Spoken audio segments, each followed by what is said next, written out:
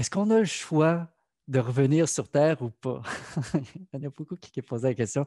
Ils disent, ça me tente pas, je peux-tu pas revenir? Ça marche pas comme ça. Comment ça marche? Peux-tu en parler? Mais ça, c'est des choses que je vais parler dans mon prochain livre. Par exemple, lorsque tu es dans des... Je veux pas... Quand tu arrives dans le Kamaloka, là, pour illustrer après la mort, tu arrives à divers paliers selon ton degré d'évolution.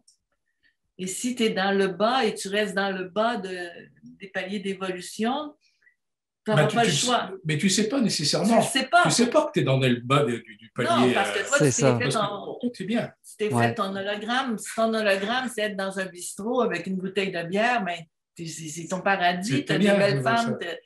Hein? Bon. Mais par exemple, il y a quelqu'un un guide qui va dire, ben, c'est le temps de te réincarner. Et si l'oreille n'est pas ouverte au mot réincarnation, ce qui souvent est le cas, ouais. Eh bien, cet être-là va tomber petit à petit dans une forme de sommeil. Et ce sommeil va devenir un coma. Et le coma va être le sas qui va le faire se réincarner. Comme une feuille tombe feuille morte tombe de l'arbre. Tout simplement parce qu'il n'y aura pas eu la possibilité de voir conscience qui devait revenir. Oui. Pas eu conscience de ses incomplétudes ou très peu d'incomplétudes. Donc, il n'y a pas la réflexion, il n'y a pas la maturation. Alors, un certain nombre de personnes se réincarnent comme ça sans savoir qu'elles se sont réincarnées. Ben oui, et le but des vies, eh bien, c'est de nous éveiller tranquillement. Tout d'abord au fait qu'il y a un après la mort, puis ensuite au fait qu'il peut y avoir des après la mort et que ces après la mort vont mener à un retour. C'est un phénomène d'aimantation et d'éveil intérieur qui fait que les portes à passer sont plus ou moins conscientes.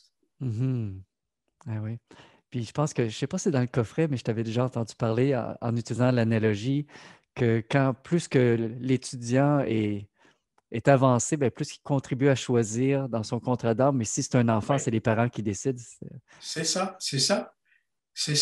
exactement ça. Si tu es un enfant dans ton monde, enfin un enfant sur le plan du développement de la compréhension de la vie, de l'autre côté, tu vas avoir des parents qui vont choisir pour toi puis qui vont te montrer ce qu'il faut faire ou pas faire.